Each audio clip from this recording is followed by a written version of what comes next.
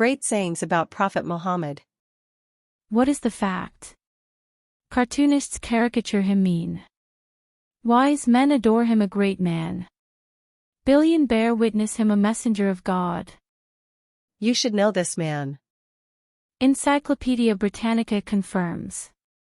A mass of detail in the early sources show that he was an honest and upright man who had gained the respect and loyalty of others who were likewise honest and upright men. Volume 12. George Bernard Shaw. About him. If any religion had the chance of ruling over England, nay Europe within the next 100 years, it could be Islam. I have always held the religion of Mohammed in high estimation because of its wonderful vitality. It is the only religion, which appears to me to possess that assimilating capacity to the changing phase of existence, which can make itself appeal to every age. I have studied him, the wonderful man, and in my opinion from being an antichrist, he must be called the savior of humanity. I believe that if a man like him were to assume the dictatorship of the modern world, he would succeed in solving its problems in a way that would bring it the much-needed peace and happiness. I have prophesied about the faith of Mohammed that it would be acceptable to the Europe of tomorrow as it is beginning to be acceptable to the Europe of today. Sir George Bernard Shaw in The Genuine Islam, Volume 1, Number 8, 1936. He did it. He was by far the most remarkable man that ever set foot on this earth. He preached a religion, founded a state, built a nation, laid down a moral code, initiated numerous social and political reforms. He established a powerful and dynamic society to practice and represent his teachings and completely revolutionized the worlds of human thought and behavior for all times to come. Yes. He is Mohammed. May peace of God be upon him. He was born in Arabia in the year 570, started his mission of preaching the religion of truth, Islam, submission to one God, at the age of 40 and departed from this world at the age of 63. His mission. During this short period of 23 years of his prophethood, he changed the complete Arabian Peninsula. From paganism and idolatry to submission to the God. From tribal quarrels and wars to national solidarity and cohesion. From drunkenness and debauchery to sobriety and piety. From lawlessness and anarchy to disciplined living. From utter bankruptcy to the highest standards of moral excellence. Human history has never known such a complete transformation of a society or a place before or since, and imagine all these unbelievable wonders in just over 2 decades. Michael H. Hart in his book on Ratings of Men. He ranked Mohammed first in the list, who contributed towards the benefit and uplift of mankind. My choice of Mohammed to lead the list of the world's most influential persons may surprise some readers and may be questioned by others, but he was the only man in history who was supremely successful on both the religious and secular levels. M. H. Hart, The 100, a ranking of the most influential persons in history, New York, 1978. Page 33. Lamar Tyne, the renowned historian, speaking on the essentials of human greatness wonders. If greatness of purpose, smallness of means and astounding results are the 3 criteria of human genius, who could dare to compare any great man in modern history with Mohammed? The most famous men created arms, laws, and empires only. They founded, if anything at all, no more than material powers, which often crumbled away before their eyes. This man moved not only armies, legislation, empires, peoples, and dynasties, but millions of men in 1/3 of the then inhabited world, and more than that, he moved the altars, the gods, the religions, the ideas, the beliefs and souls. His forbearance in victory, his ambition, which was entirely devoted to one idea and in no manner striving for an empire. His endless prayers, his mystic conversations with God, his death and his triumph after death.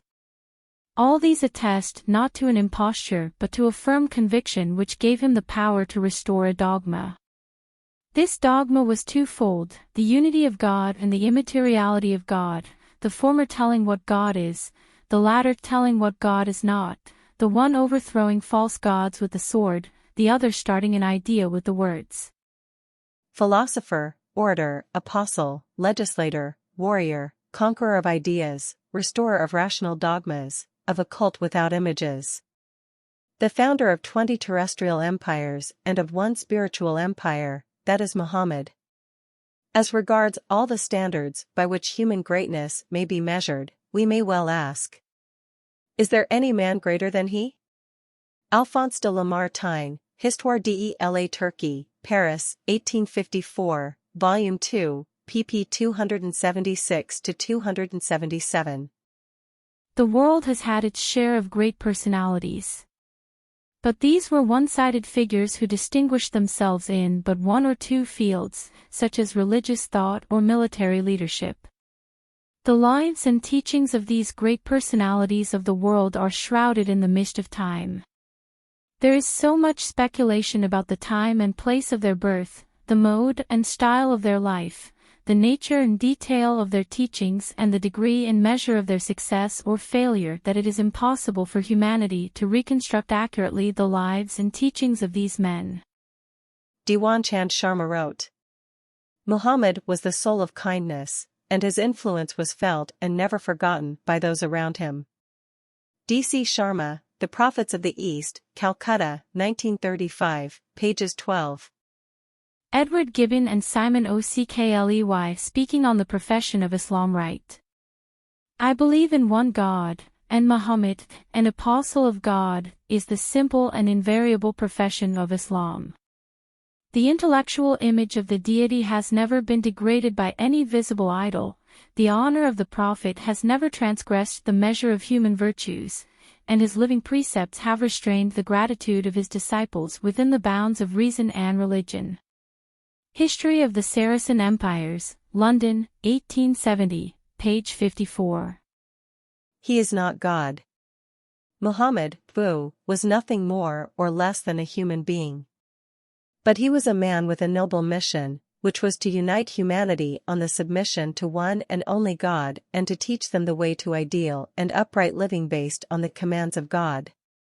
He always described himself as a servant and messenger of God, and so indeed every action of his proclaimed to be. The famous poetess of India, Sarojini Naidu says, it was the first religion that preached and practiced democracy, for, in the mosque, when the call for prayer is sounded and worshippers are gathered together, the democracy of Islam is embodied 5 times a day when the peasant and king kneel side by side and proclaim, God alone is great.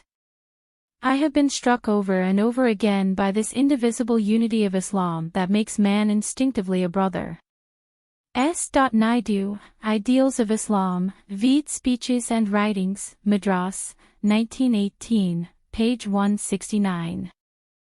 In the words of Prof. Hergrange, the League of Nations, founded by the Prophet of Islam, put the principle of international unity and human brotherhood on such universal foundations as to show candle to other nations. He continues, the fact is that no nation of the world can show a parallel to what Islam has done towards the realization of the idea of the League of Nations. The world has not hesitated to raise to divinity individuals whose lives and missions have been lost in legend.